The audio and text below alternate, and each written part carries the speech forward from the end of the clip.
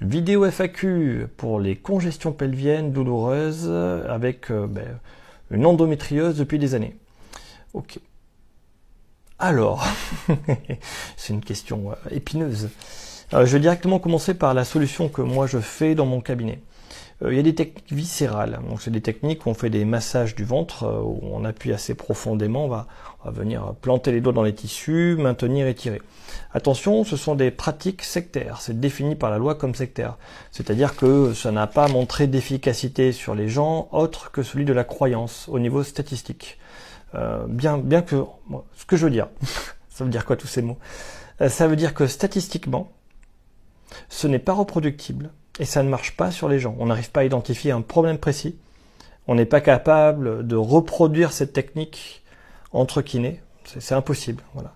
Les kinés n'arrivent pas entre eux à refaire la même chose. Donc on ne peut pas évaluer la technique parce que les kinés n'arrivent pas à produire la même chose. Et en plus, on n'arrive pas à définir dans quel cas ça sert. Donc lorsqu'on en arrive à faire des techniques de massage de ventre, les techniques viscérales, nous on appelle ça quand on est ostéo, eh bien c'est classé technique sectaire, ça n'a jamais réussi à prouver son efficacité. Il s'avère que moi je l'utilise. Voilà. Je suis très rationnel, très scientifique, et malgré les recommandations qui sont négatives sur cette technique-là, moi je l'utilise et j'arrive à percevoir un résultat. Donc c'est rare que je l'utilise. Voilà, faut que ce soit bien choisi. Le mieux c'est que tu te fasses une idée. Normalement, n'importe quel ostéo est capable d'utiliser cette technique-là. Mais c'est pas appris au kiné aujourd'hui, mais ils apprennent quand même la technique quand ils font des formations parce que ça peut être utile. Ça reste rarissime. Hein. Genre sur un problème de ventre, ça marche à peu près 1 fois sur 20. Voilà. 1 fois sur 20, ça c'était au début de ma carrière. Aujourd'hui, je sais identifier à quel moment je vais utiliser la technique. Ça marche à peu près, je dirais, 1 fois sur 2 quand c'est moi qui l'utilise. Et quand ça ne marche pas, surtout, je m'en rends compte. Et puis je propose autre chose. Hein. Donc il faut essayer pour savoir si ça fonctionne. Ce sont des techniques de massage viscéral. On masse le ventre. Ces techniques font très mal. C'est très douloureux. Donc on va planter les doigts à l'intérieur et on va essayer de tirer ce qui fait mal. On peut même prendre la peau et le gras et tracter. Tu vas voir, ça va tirer à plein d'endroits différents.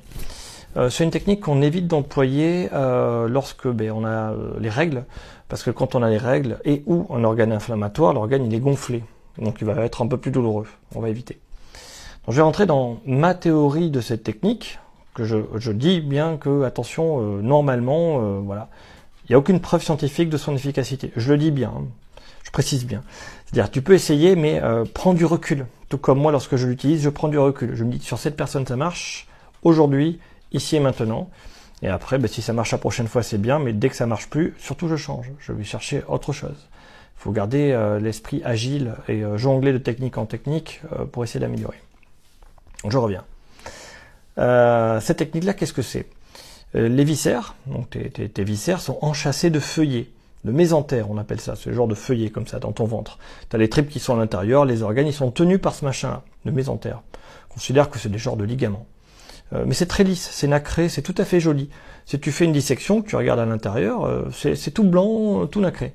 Mais chez les personnes qui, a priori, ont des problèmes de bidou, si tu vas avoir des opérations de personnes qui ont mal au ventre, hein, qui ont des gros problèmes de ventre, quand tu regardes, c'est plus nacré du tout. C'est tout fripé, tout jaune. C'est de mauvaise qualité. Et c'est ça qu'on va essayer de faire. Le concept, c'est qu'il y a des points d'adhérence, des points fibreux. Et ces points d'adhérence, on va les lâcher en essayant de les étirer. Tout comme lorsque tu fais un étirement sur un genou quand tu es blessé, ça fait mal. Il faut attendre que ça passe.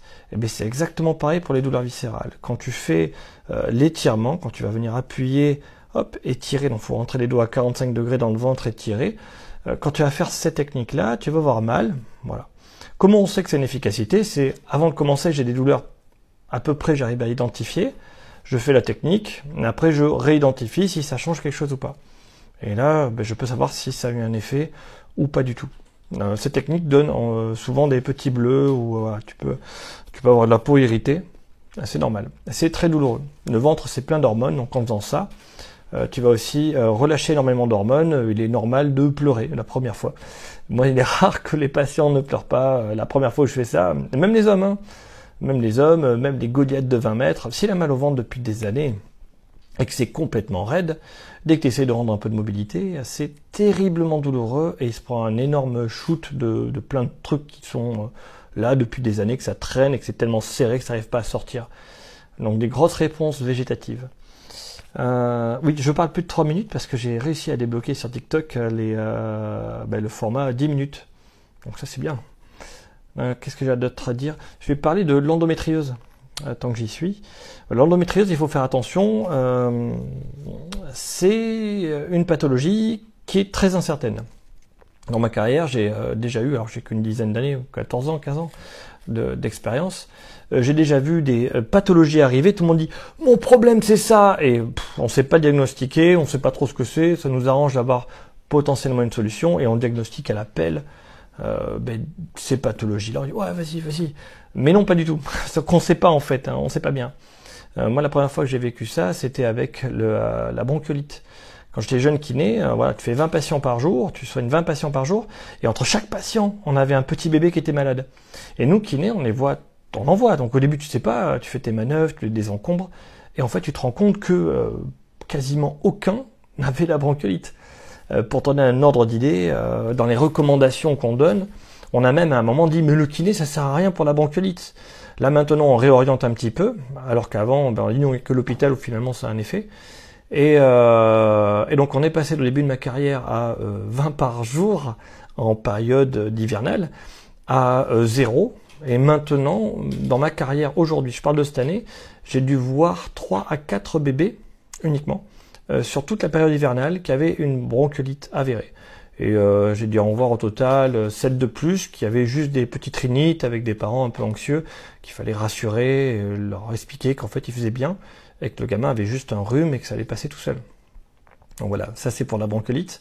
Mais dis-toi que entre-temps, on a vu passer la fibromyalgie, voilà, on a mis tout et n'importe quoi, on a vu passer le burn-out, on a mis tout et n'importe quoi, et maintenant, c'est l'endométriose et on met tout et n'importe quoi. Donc te focalise pas trop là-dessus, et essaie de soigner tes symptômes. Voilà, j'ai mal, j'essaie quelque chose, ça marche pas.